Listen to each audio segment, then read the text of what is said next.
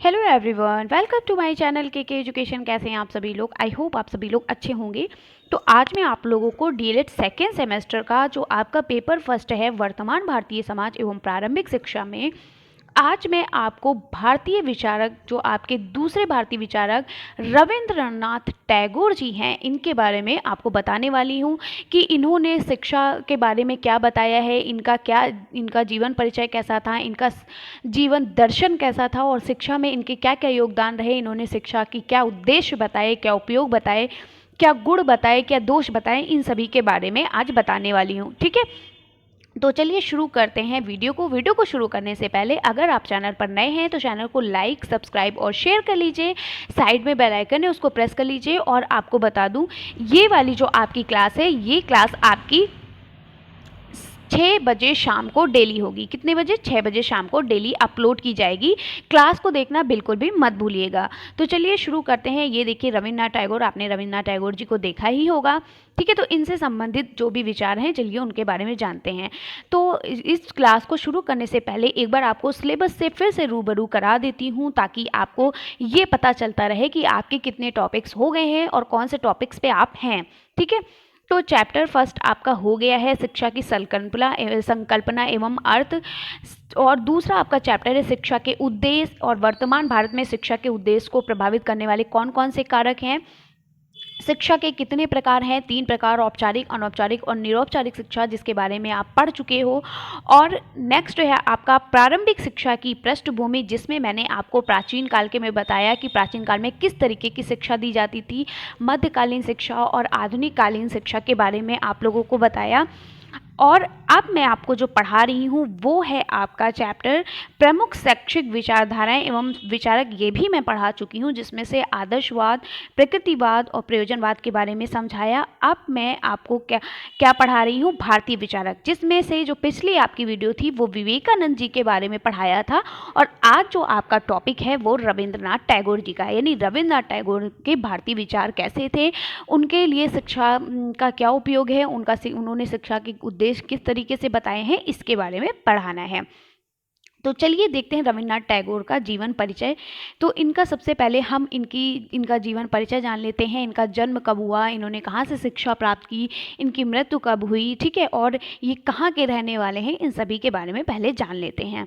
तो रविन्द्रनाथ टैगोर का जीवन परिचय क्या है? रविन्द्रनाथ टैगोर का जन्म बंगाल के प्रसिद्ध टैगोर वंश में सन 1861 ईस्वी में कलकत्ता में हुआ था। ठीक है, टैगोर परिवार अपनी समृद्धि, कला एवं विद्या के लिए संपूर्ण प्रदेश में प्रसिद्ध था। यानी टैगोर परिवार जो है, यानी इनके परिवार के लोग जो थे, वो अपनी समृद्धि, अपनी कला, अपनी संस्कृति और अपनी विद्या के लिए पूरे भारत में, पूरे देश में, यानी पूरे देश प्रदेश में क्या थे? प्रसिद्ध थे। ठीक है, टैगोर को परिवार में ही देशभक्ति, धर्मप्रियता, विद्या के गुण प्राप्त हुए। ठीक है, इन्होंने जो सबसे पहले अपनी शिक्षा जो है, अपने देशभक्ति, धर्मप्रियता, धर्म के प्रति प्रेम और विद्या के प्रति गुण जो है वो अपने परिवार से ही प्राप्त किए। ठीक है, प्रारंभिक काल में स्कूली शिक्षा में मिले हुई कई अनुभवों से प्रेरणा लेकर आजीवन शिक्षा सुधार को अपना जीवन समर्पित किया। ठीक है, फिर आदर्श शिक्षा संस्था शांति निकेतन की स्थापना की, जो आज विश्व भारती विश्वविद्यालय के नाम से व्याख्यात है।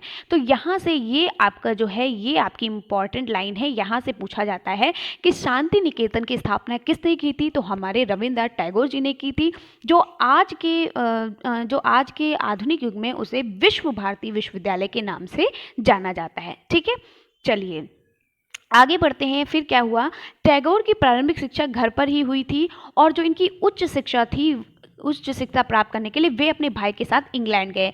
यानी अगर आपसे पूछा जाए कि टैगोर की जो प्रारंभिक शिक्षा थी वो कहाँ प्राप्त हुई, इनको इनके घर से ही प्राप्त हुई। इनको देशभक्ति, इनको जो है धर्म प्रेम, ये सभी शिक्षा इनको कहाँ से प्राप्त हुई? इनके घर से। यानी प्रारंभिक शिक्षा इन्होंने घर से प्राप्त की, और उच्च शिक्षा यानी कि जो इन्होंने और अपर जो नॉलेज है वो इन्होंने, अपर एजुकेशन जो है, इन्होंने कहाँ से प्राप्त किया? इन्होंने अपने भाई के साथ इंग्लैंड जाकर प्राप्त किया। ठीक है, इन्होंने इंग्लैंड से अपनी शिक्षा को पूरा किया।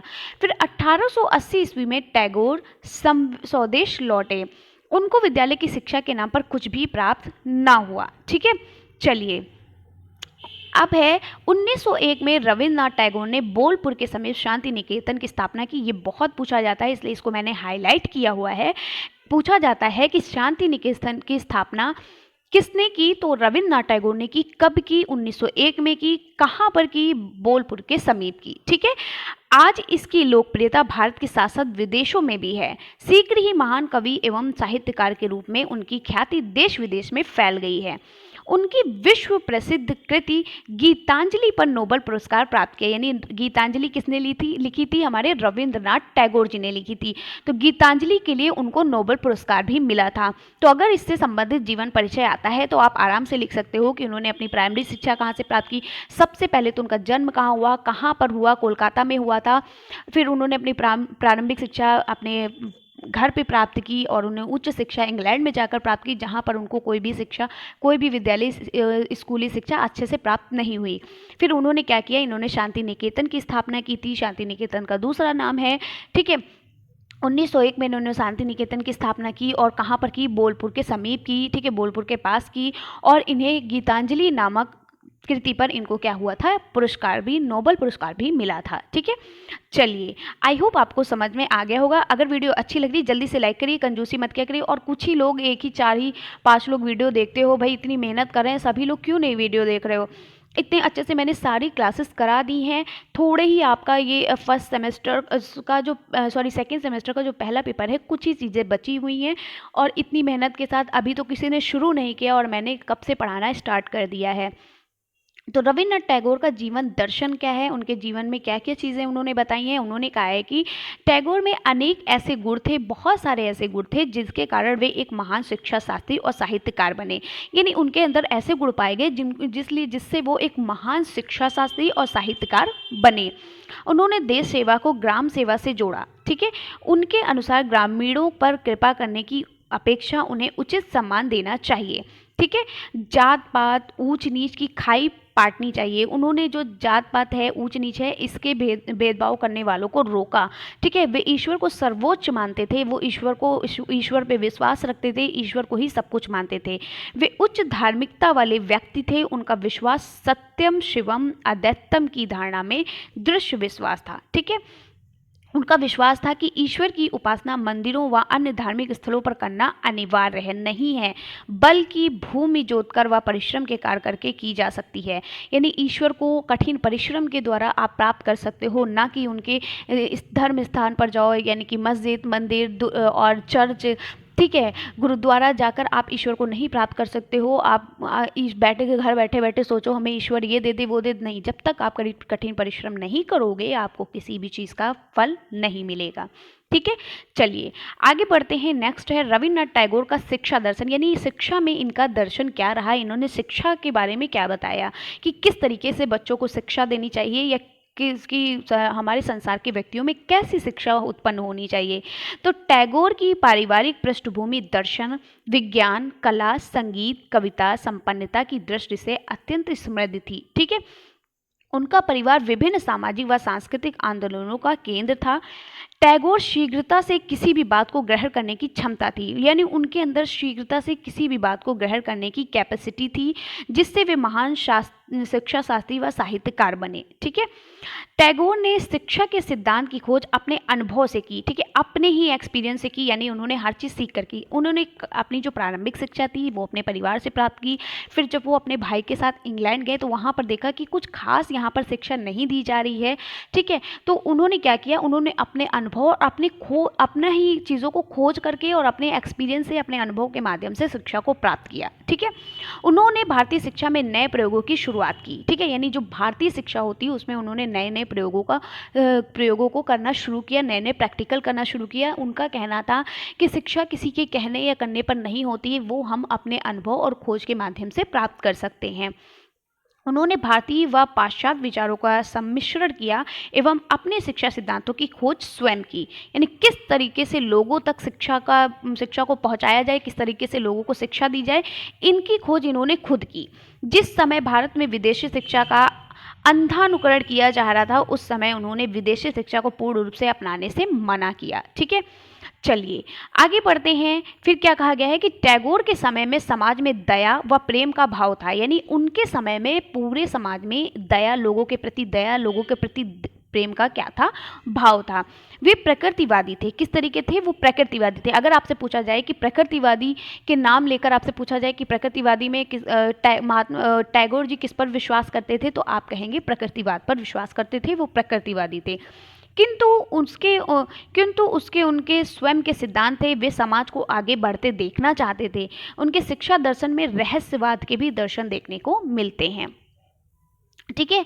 फिर क्या है? मनुष्य के मूल्यों को गिरने का घोर विरोध करते थे। यानी एक व्यक्ति के मूल्यों को गिरने का, यानी कि अगर कोई व्यक्ति गिर रहा है, यानी कि कमज़ोर हो रहा है, किसी चीज़ को नहीं कर पा रहा है, तो उसका वो विरोध करते थे। यानी हर किसी को समान सम्मान देने की वो बात करते थे। वो ऊंच नीच जातिवाद ये सब नहीं करते थे, सभी को एक समान समझते थे। वे मानव जाति का उद्धार करना चाहते थे। वे एक मानवतावादी शिक्षा शास्त्री भी थे।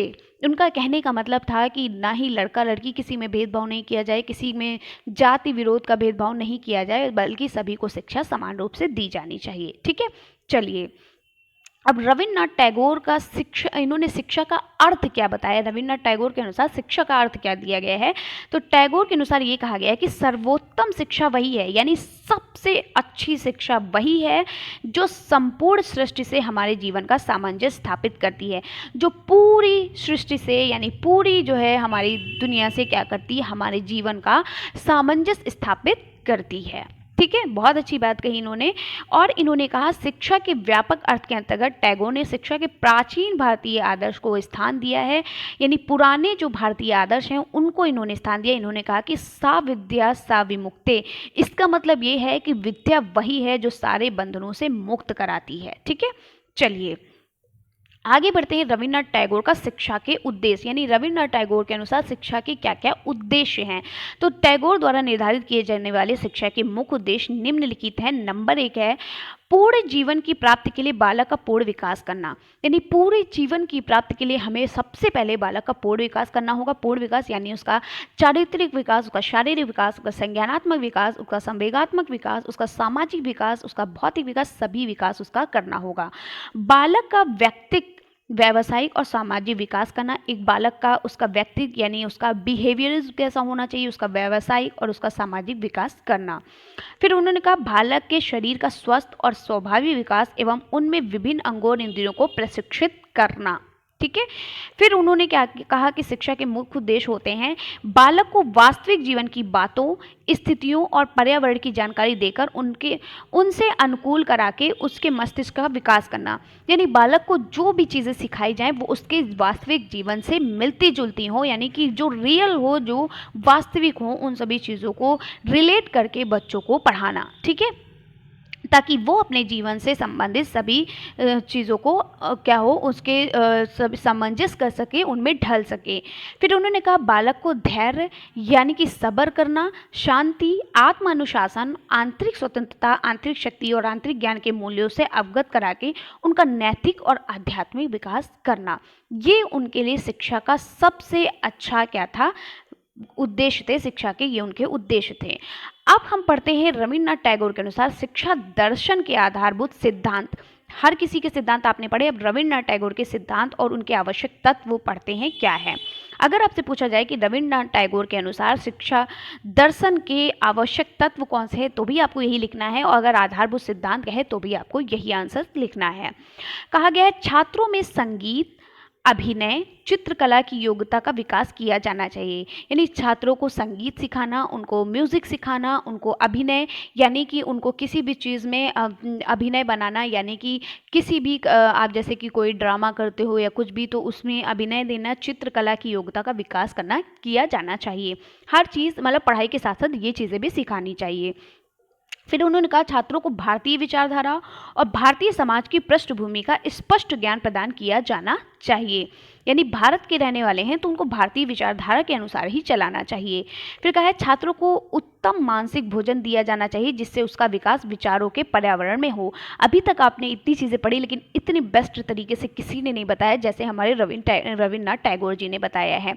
उन्होंने कहा कि बच्चों के अच्छे मस्तिष्क के लिए, उनको अच्छा मस्तिष्क यानी स्वस्थ मस्तिष्क बनाने के लिए अच्छा भोजन देना बहुत ज़रूरी है, जिससे उनका विकास विचारों के पर्यावरण में हो। ठीक है, चलिए, नेक्स्ट कहा गया है छात्रों को नगर की गंदगी और अनैतिक से दूर प्रकृति के संपर्क में रखकर शिक्षा दी जानी चाहिए। यानी छात्रों को जब भी शिक्षा दी जानी चाहिए तो उनके जो शहर में, उनके नगर में जो गंदगी है, और गंदगी का मतलब ये नहीं कि कूड़ा कचरा, गंदगी का मतलब ये है झूठ फरेब, ठीक है, इन सभी चोरी, ये सभी और फालतू की चीज़ों से बचाकर नैतिक चीज़ों से पास लाना और अनैतिक चीज़ों से दूर रखकर उनको क्या करनी चाहिए, शिक्षा दी जानी चाहिए। ठीक है, चलिए, फिर उन्होंने कहा शिक्षा राष्ट्रीय होनी चाहिए और उसे भारत के अतीत एवं भविष्य का पूर्ण ध्यान रखना चाहिए। यानी ऐसे शिक्षा देना चाहिए जो उसके भविष्य में काम आ सके। ठीक है, भविष्य में काम आए। चलिए, और क्या इन्होंने कहा कि जनसाधारण को शिक्षा देने के लिए देशी प्राथमिक विद्यालयों को फिर जीवित किया जाना चाहिए। ठीक है, फिर उन्होंने कहा यथासंभव शिक्षण विधि का आधार जीवन, प्रकृति और समाज की वास्तविक परिस्थितियां होनी चाहिए। नेक्स्ट क्वेश्चन है आपका, नेक्स्ट आपका जो हेडिंग है वो है रविन्द्रनाथ टैगोर के अनुसार पाठ्यक्रम कैसा होना चाहिए, करिकुलम कैसा होना चाहिए। ठीक है, तो रविन्द्रनाथ टैगोर के अनुसार पाठ्यक्रम कैसा होना चाहिए, चलिए देखते हैं। तो उन्होंने कहा कि जीवन की पूर्णता को जीवन का लक्ष्य बताया गया है। यानी कि एक व्यक्ति को शिक्षा प्राप्त करना, यानी कि उसको उसकी जीवन की पूर्णता को दर्शाना है। इस आधार पर उनके विचार हैं कि पाठ्यक्रम बालक के जीवन पूर्ण अनुभव से संबंधित हो। यानी कोई भी अगर चैप्टर बनाया जाए, कोई भी पाठ्यक्रम बनाया जाए, तो वो बच्चों के जीवन से संबंधित हो। उसने जो भी अपने परिवार में, जो भी अपने आस पड़ोस में, जो भी अपने पर्यावरण में, जो भी अपने वातावरण में चीज़ों को देखा है, समझा है, अभी तक जाना है, उसी से रिलेटेड उसका क्या होना चाहिए, पाठ्यक्रम होना चाहिए। ठीक है, मान लो वो रहता भारत में, भारत की चीज़ों को देख रहा है, भारत के तरीके से सीख रहा है, हर चीज़ें देख रहा है, अपने आस पड़ोस में अपने माता पिता से जो भी चीज़ें सीख रहा है, अब मान लो उसका फॉरेन कंट्री से उसका वो दे दिया गया कि इस तरीके से वहाँ पे वहाँ के लोगों का रहन सहन, वहाँ के लोगों की चीज़ों को सिखाना, तो उससे समझ में नहीं आएगा। जिस तरीके से वो जहाँ पर रह रहा है, जिस पर्यावरण में रह रहा है, जिस वातावरण में रह रहा है, जिस परिवार में रह रहा है, जिस देश में रह रहा है, वो उसी से रिलेटेड उसकी चीज़ें होनी चाहिए, उसी से रिलेटेड पाठ्यक्रम होना चाहिए। दूसरा कहा गया है कि ज्ञान की जिज्ञासा पूरी करने में समर्थ हो, राष्ट्रीय एवं अंतर्राष्ट्रीय आधारों पर निर्मित हो।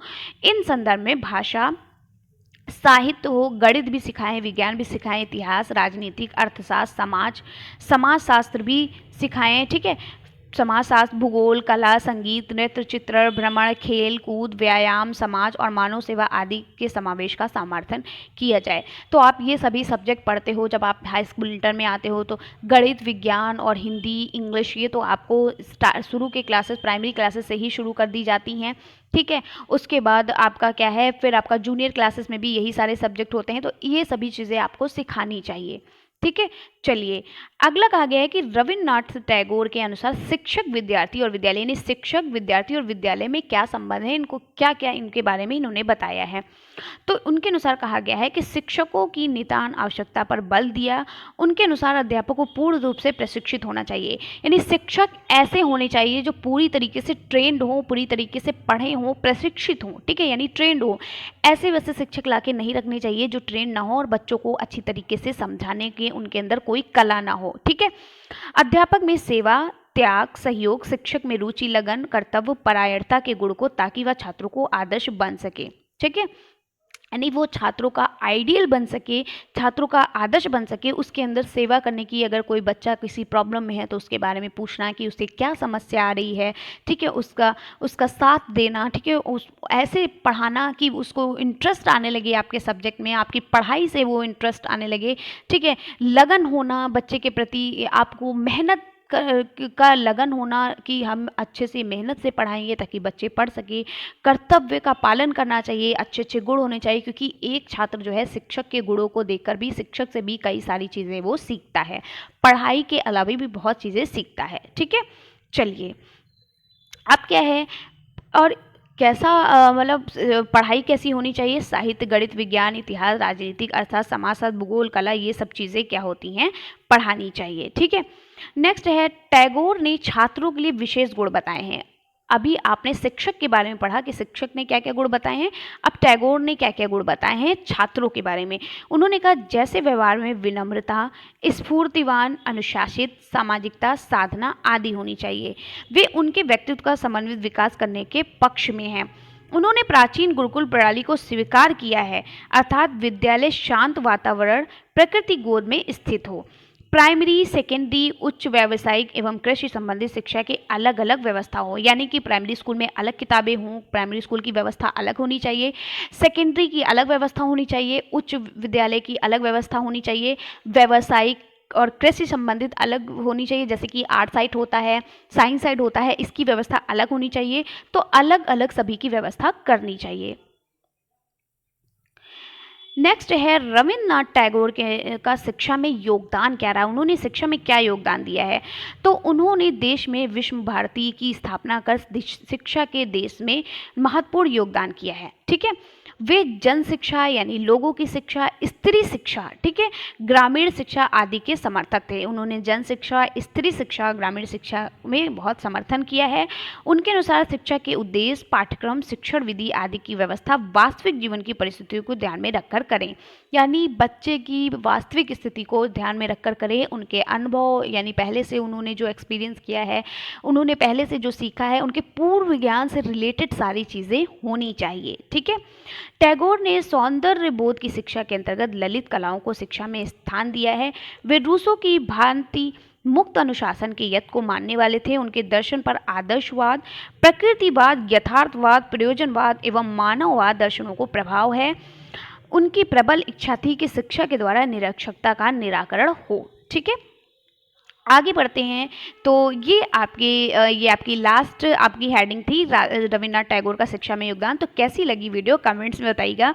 देखिए कितने अच्छे से पढ़ाया और पता भी नहीं चला आपका टाइम कि आपका पूरा आपका ये चैप्टर कवर भी हो गया रविन्द्रनाथ टैगोर वाला और आपको पता भी नहीं चला। तो इस तरीके से क्वेश्चन जैसे मैं आपको हेडिंग वाइज करा रही हूँ, जैसे आपको समझा रही हूँ, सिर्फ ऐसे ही आपको नोट्स बनाते चलिए।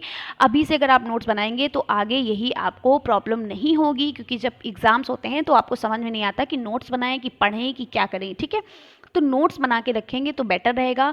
और मैं यही कहूँगी जहाँ से भी पढ़ें, जो भी पढ़ें, वो सॉलिड पढ़ें, अच्छा पढ़ें। ठीक है, तो thanks for watching my video. मिलते हैं कल नेक्स्ट वीडियो में। और नेक्स्ट वीडियो आपकी पता है क्या होगी? नेक्स्ट वीडियो होगी महात्मा गांधी के बारे में, कि उन्होंने शिक्षा के बारे में क्या क्या चीज़ें बताई, उन्होंने बच्चों के बारे में क्या क्या बताया, उनका जीवन परिचय, उनका जीवन दर्शन के बारे में। ठीक है, उनका शिक्षा में क्या योगदान रहा, उनका शिक्षा का क्या उद्देश्य उन्होंने बताया, शिक्षा का क्या अर्थ बताया है, ये सभी चीज़ें नेक्स्ट कल बताऊंगी। और आपकी ये जो क्लास होगी, ये क्लास आपकी ये आपकी जो क्लास है ये आपकी होगी 6 बजे डेली। आपकी 6 बजे शाम को ये क्लास होगी। ठीक है, पीएम यानी शाम को 6 बजे डेली ये क्लास होगी। आपको पूछने की ज़रूरत नहीं है, टेलीग्राम चैनल को ज्वाइन कर लीजिए। बहुत से हमारे प्रशिक्षु ने टेलीग्राम चैनल को ज्वाइन कर लिया है। आप कह रहे हो नहीं हो रहा है, कैसे नहीं हो रहा है? आप के एजुकेशन आप 4-6 डाल सकते हैं। के एजुकेशन 4-6 डालिए, इस तरीके से भी आ सकती है, या सिर्फ के एजुकेशन सर्च करोगे तो भी आ जाएगी। के एजुकेशन 4-6 भी आप लिख सकते हैं। ठीक है, तो कैसी लगी वीडियो कमेंट्स में ज़रूर बताइएगा। आपको चीज़ें समझ में आई कि नहीं? अगर आई हैं तो देखिए लाइक में कंजूसी मत करिए, लाइक करिए अच्छे से और सब्सक्राइब करते रहिए, चैनल को ज़्यादा से ज़्यादा शेयर करिए। इतनी मेहनत कर रहे हैं, वीडियो बिल्कुल भी आप लोग नहीं देख रहे हो, देखना शुरू कर दो। इतने अच्छे से मैंने सारी चीज़ें तो कवर कर दी हैं। आपका जो चैप्टर है, ये आपका पता है ये 12 चैप्टर हो गया है आपका, और आप चीज़ों को देख नहीं रहे हो, इतने कम व्यूज़ हो रहे हैं। ठीक है, देखिए और पढ़िए और अब शुरू कर दीजिए पढ़ना। अब टाइम ज़्यादा नहीं, जहाँ रिजल्ट आता है उसके बाद पेपर फॉर्म भरना, फिर पेपर आपके शुरू हो जाते हैं। ठीक है, ये मत सोचिए रिजल्ट नहीं आया, रिजल्ट के फिर 2 महीने बाद 3 महीने बाद पेपर होगा तुरंत। जब ये आपका डीएलएड है भाई, इसमें कोई हर चीज़ यहाँ पर फिक्स नहीं होती, कभी भी कुछ भी हो सकता है। ठीक है, तो चलिए मिलते हैं इसी तरीके से नेक्स्ट वीडियो में। तब तक के लिए बाय बाय, टेक केयर।